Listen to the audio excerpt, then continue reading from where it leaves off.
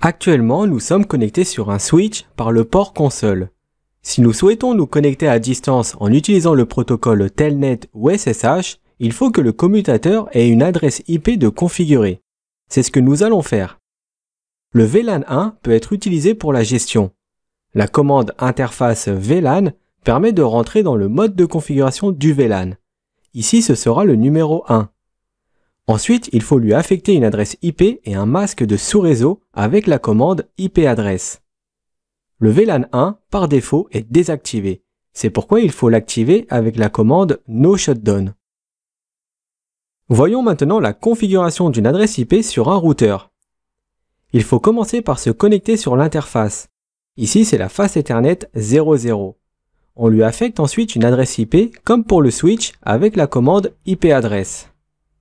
Maintenant qu'on est bon sur les IP, retournons sur notre switch et allons lui configurer un accès Telnet pour que l'on puisse se connecter à distance. Un commutateur ou un routeur contient des lignes virtuelles que l'on peut utiliser pour l'accès à distance. La commande linevty04 permet de rentrer en configuration sur les 5 lignes virtuelles de 0 à 4. Le 0 comptant pour une ligne virtuelle, ce qui en fait 5 au total. Ensuite, comme pour le port console, il faut utiliser la commande password pour spécifier un mot de passe et terminer par la commande login pour l'activer. Désormais, si on connecte son PC sur le switch, on pourra se connecter dessus avec le logiciel PuTTY en Telnet. Telnet est pratique et facile à configurer, mais il est également non sécurisé, c'est-à-dire que tout circule en clair. C'est pourquoi il est préférable de configurer et d'utiliser SSH. Avec ce dernier, tout le trafic sera crypté. À savoir que toutes les versions d'iOS n'offrent pas SSH par défaut. Vérifiez bien avant s'il est possible d'installer SSH sur votre version d'iOS. On va voir comment configurer SSH. SSH fonctionne avec les noms d'utilisateurs. La commande username permet de spécifier le nom d'utilisateur et la commande password, le mot de passe lié à ce compte utilisateur.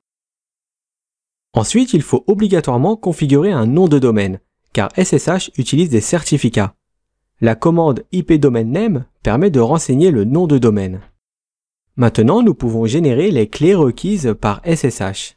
La commande CryptoKeyGenerateRSA permet de générer des clés RSA pour SSH. La clé doit avoir au moins 1024 bits.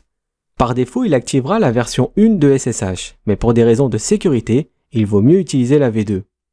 Pour cela, il faut utiliser la commande IP-SSH version 2.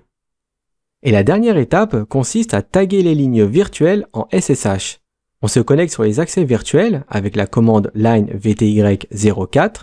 Ensuite, il faut lui indiquer d'utiliser l'utilisateur qu'on a créé juste avant avec la commande login local. Et pour finir, il faut autoriser uniquement SSH et pas Telnet avec la commande transport input SSH. Reste plus qu'à se connecter en Telnet avec PuTTY.